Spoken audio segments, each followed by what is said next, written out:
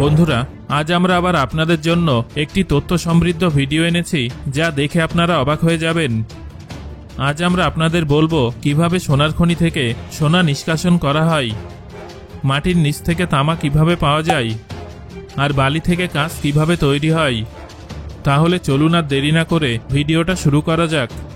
ভিডিওটি শুরু করার আগে যে সমস্ত বন্ধুরা আমাদের চ্যানেলে নতুন, অনুগ্রহ করে সাবস্ক্রাইব করে পাশের বেল আইকনটি বাজিয়ে দিন। চলুন শুরু করা যাক আজকের ভিডিওটি। Gold making process. বন্ধুরা, আন্টার্কটিকা ছাড়া পৃথিবীর সমস্ত মহাদেশেই সোনার খনি আছে। যদি ভারতের কথা বলা হয়, তবে জানিয়ে রাখি যে এখন ভারতে আর কোনো সোনার খনি নেই। কর্ণাটকের কোলার গোল্ডফিল্ডই ভারতের একমাত্র সোনার খনি ছিল। 1956 থেকে 2001 সাল পর্যন্ত এখান থেকে প্রায় 9 লক্ষ কেজি সোনা নিষ্কাশন করা হয়েছে। কিন্তু 2001 সালে কোলার গোল্ড মাইন পরিবেশগত এবং অর্থনৈতিক কারণের জন্য ভারত সরকার বন্ধ করে দেয়। এবার সোনা নিষ্কাশনের কথায় আসি। বন্ধুরা, খনি থেকে সোনা বার করা একেবারেই সহজ কাজ নয়। কেননা এক্ষেত্রে সমস্যা হলো, কখনোই সোনার খুব বড় আকরিক এক জায়গায় পাওয়া যায় না।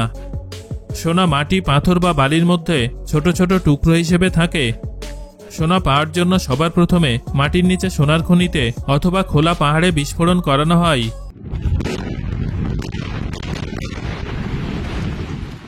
বন্ধুরা, আপনাদের জানিয়ে রাখি যে 1 টন পাথর থেকে প্রায় 4 গ্রাম সোনা পাওয়া যায়। জমির নিচে কোন জায়গায় বা পাহাড়ের কোথায় সোনা আছে তার সন্ধান করেন ভূবিজ্ঞানীরা। তারপর ডিনামাইটের সাহায্যে সেখানে বিস্ফোরণ ঘটানো হয়।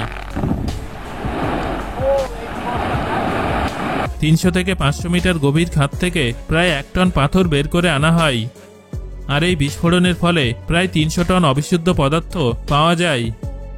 এবার ওই পাথরগুলোকে বড় বড় ক্র্যাশিং মেশিনে ঢেলে সেগুলোকে পেশাই করা হয় এবং ওই পাথরগুলোর একটি পাউডার প্রস্তুত করে নেওয়া হয়। তারপর ওই পাউডারটাকে জল ও তেলের সাথে মিশিয়ে ভাসমান প্রক্রিয়া সম্পন্ন করা হয়। এর ফলে মিশ্রণটির উপরে সৃষ্ট বুদবুদের সাথে সোনা লেগে থাকে এবং অবিশুদ্ধ পদার্থগুলো নিচে পড়ে থাকে। কিন্তু এরপরেও সোনা যথেষ্ট বিশুদ্ধ হয় না। তাই স্মেল্টিং প্রক্রিয়ার মাধ্যমে সোনাকে বিশুদ্ধ করে তোলা হয়। সোনার সাথে ম্যাঙ্গানিজ ডাই অক্সাইড মিশিয়ে প্রচণ্ড তাপে উত্তপ্ত করা হয়। এর ফলে সোনার সাথে মিশে থাকা বিভিন্ন অবিশুদ্ধ পদার্থগুলো ফ্লাক্সের সাথে মিশে তরল সোনার উপর ভেসে থাকে। এরপর মিশ্রণটিকে ঠান্ডা করে কঠিন করা হয় এবং ফ্লাক্স ও অবিশুদ্ধ পদার্থের মিশ্রণটিকে বাদ দেওয়া হয়। এবার যে সোনা পাওয়া গেল তা আমাদের প্রয়োজনীয় জিনিস তৈরি করতে ব্যবহৃত হয়। সুতরাং বন্ধুরা, আপনারা জেনে গেলেন যে সোনা কিভাবে প্রস্তুত হয়, আর সোনার দাম কেন এত বেশি, অথবা সোনাকে কেন অমূল্য সম্পদ বলা হয় তা নিশ্চয়ই এতক্ষণে বুঝতে পেরেছেন। Copper making process. বন্ধুরা, আপনারা সকলেই জানেন যে তামা ধাতুটা আমাদের জীবনে ঠিক কতটা গুরুত্বপূর্ণ। তামা ব্যবহার করে বিভিন্ন ধরনের জিনিসপত্র তৈরি করা হয়। তাছাড়া বৈদ্যুতিক ক্ষেত্রে তামার বিশেষ প্রয়োজন আছে, কেননা তামা ছাড়া বৈদ্যুতিক প্রয়োগ অর্থহীন। যে ধাতু আমাদের জীবনের সাথে এভাবে জড়িয়ে আছে, চলুন জেনে নিই সেটা কিভাবে তৈরি হয়। বন্ধুরা, সবার প্রথমে একটা কথা আপনাদের জানিয়ে রাখি যে আমরা মাটির নিচ থেকে তামা পাই। তামা পাওয়ার জন্য প্রথমে তামার বড় বড় খনিগুলোতে বিস্ফোরণ করানো হয়। খনিতে বিস্ফোরণ হওয়ার সাথে সাথে তামার বড় বড় আকরিকগুলো ছোট ছোট টুকরোতে পরিণত হয়। এরপর বিশাল বিশাল ট্রাকে এই টুকরোগুলোকে বোঝাই করা হয়। বিভিন্ন অপরিশোধিত পদার্থ এবং মাটি বেশ কিছু মাত্রায় এই তামার আকরিকের টুকরোগুলোর সাথে মিশে থাকে। তাই এই তামার টুকরোগুলোকে আসল রূপ দেওয়ার জন্য কারখানায় আনা হয়। তারপর একটি বিশালাকার মিক্সচার মেশিনে এই তামার টুকরোগুলো ঢেলে খুব ভালোভাবে পেশা হয় এবং একে একদম পাউডারের মতো গুঁড়ো করে নেওয়া হয়। মাটির নিচ থেকে পাওয়া তামার মধ্যে 70% বিশুদ্ধ তামা এবং 30% মাটি ও অন্যান্য পদার্থ মিশে থাকে। এবার ওই তামার টুকরোগুলো পাউডারে পরিণত করা হয়েছে। তারপর এই তামার পাউডারের মধ্যে তেল ও জল ঢেলে ফ্লোটেশন প্রসেস, অর্থাৎ তামার পাউডারকে ভাসানোর প্রক্রিয়া সম্পন্ন করা হয়। এর ফলে তেল ও জলের মিশ্রণের উপর তামার পাউডার ভেসে ওঠে। তারপর ফিল্টারেশন অর্থাৎ বিশুদ্ধীকরণ প্রক্রিয়ার মাধ্যমে তেল ও জল থেকে তামার পাউডারকে আলাদা করে নেওয়া হয়। এরপর সেটাকে 500 ডিগ্রি সেলসিয়াস থেকে 700 ডিগ্রি সেলসিয়াস তাপমাত্রায় উত্তপ্ত করা হয়। এর ফলে কিছু সালফার বেরিয়ে যায় এবং আকরিকটি শুষ্ক হয়, কিন্তু তখনও কঠিন অবস্থাতেই থাকে। একে ক্যালসাইন বলা হয়।